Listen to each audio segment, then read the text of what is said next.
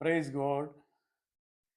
ബൈബിളില് ഒരു വചനമുണ്ട്, മത്തായിയുടെ സുവിശേഷം 24:35. ആകാശവും ഭൂമിയും ഒഴിഞ്ഞു പോകും, എൻ്റെ വചനങ്ങളോ ഒഴിഞ്ഞു പോകുകയില്ല.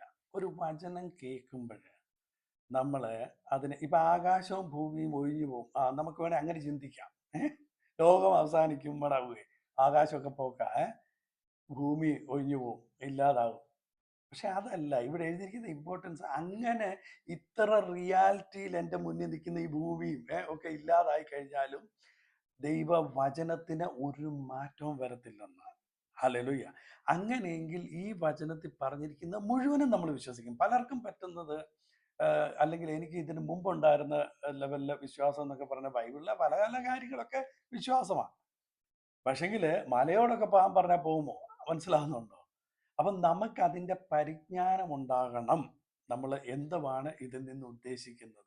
നമ്മുടെ മുന്നിൽ നിൽക്കുന്ന ഒരു സാഹചര്യത്തിനോട് പോകാൻ കൽപ്പിക്കാൻ നമുക്ക് അതോറിറ്റി തന്നിരിക്കുക.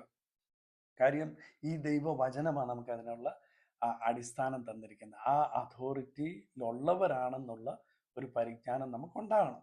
അതുകൊണ്ട് തന്നെ ആ വചനം പറഞ്ഞ്, ഇനിമേ നിങ്ങൾ ദാസന്മാരല്ല മക്കളാണ്.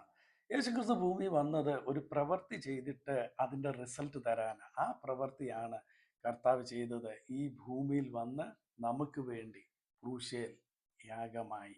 ഹല്ലേലൂയ. ഒരിക്കൽ കൂടി വരും, നമ്മളെ കർത്താവിനോട് ചേർത്ത് നിത്യതയിൽ എന്നേക്കും സന്തോഷത്തോട് സമാധാനത്തോട് ഈ പ്രോമിസുകൾ മുഴുവൻ ഈ ഭൂമിയിലും നിത്യതയിലും നമ്മൾ അനുഭവിക്കും. God bless you.